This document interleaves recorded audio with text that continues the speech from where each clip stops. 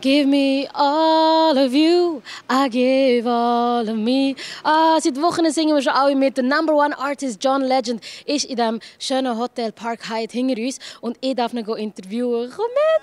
I'm out of my mind, 'cause all of me loves all of you.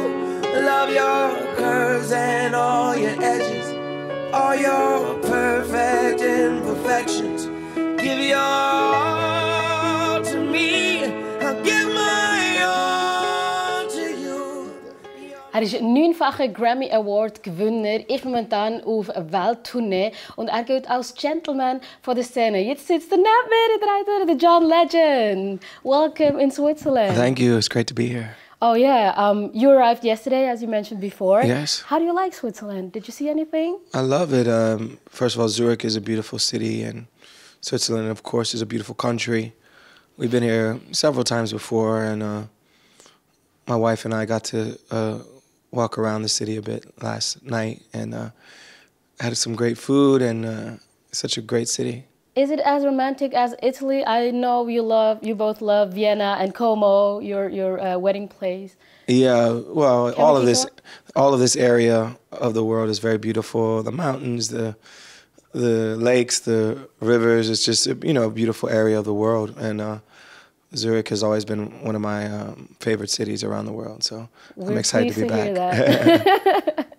So just to introduce our channel quickly to you, we are Joyce, a social TV, and of course the first thing I do before I go to an interview is check out the social media channels of the artists. So with your channels, and I checked out your Instagram, and I saw a photo you recently posted with your mother when you were a kid. Mm-hmm. Are you a nerd?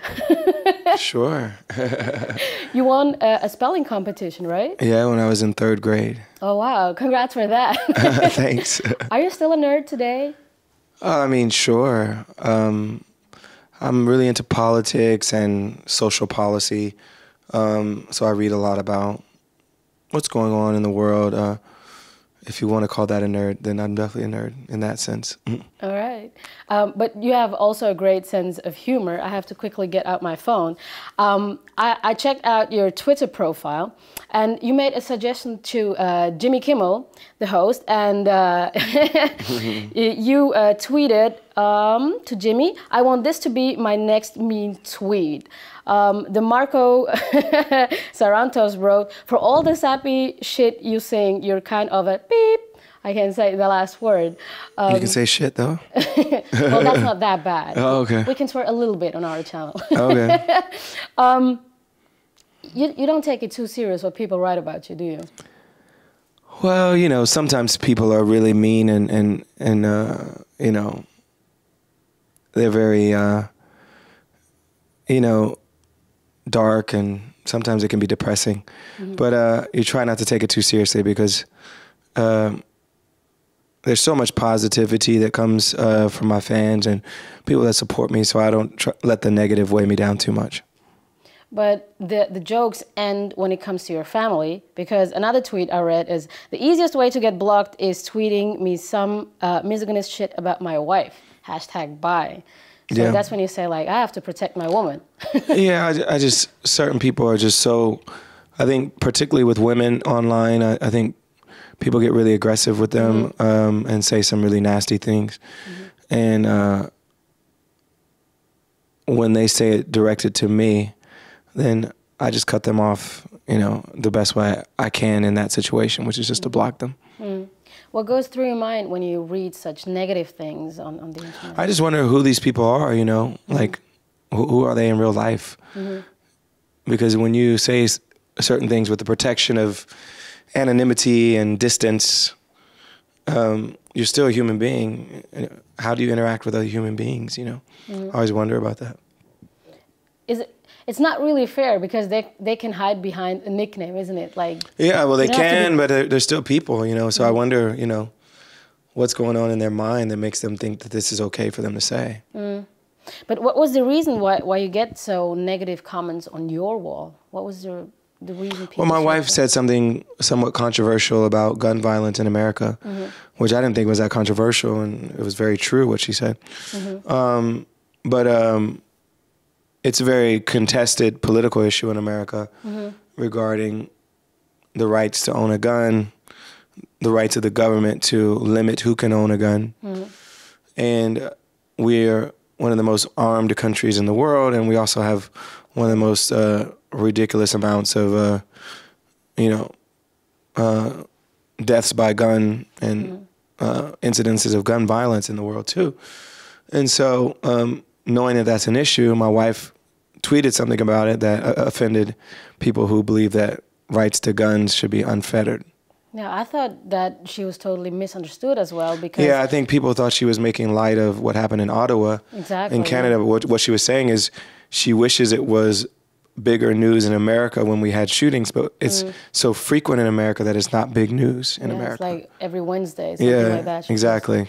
I think she totally was misunderstood. Yeah, and people thought she was being flippant about what was happening in Ottawa, which she wasn't. And anyone who knows her or even just reads it with any sense of critical thinking would have understood that. Yeah, and this is an issue you really think about too. And yeah, this is an issue both of us care about, and it's an issue that most Americans care about because we keep seeing these mass shootings, people shooting up schools. It's crazy.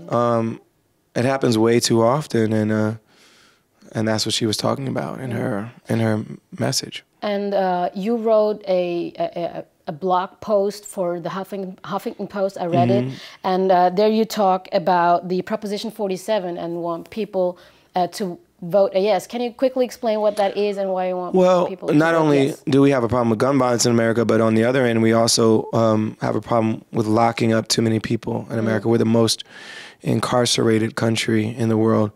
And the majority of the people that are locked up for nonviolent crimes, often related to drug use or sometimes drug sales, but many of them are in jail for nonviolent crimes. And because of this, we're spending a lot of money to lock up people. We're devastating entire communities, and we're not investing our money in things that would actually build up the communities, like schools and treatment for people with drug problems and things like that. So we want to take that money that's currently focused on punishment and shift it to education and investment in the future. That makes absolutely sense. I don't know any idea why people shouldn't do that. Right? Yeah, and I think people will vote for it. I think a lot of people agree with what we're saying, and I think it has a good chance of passing.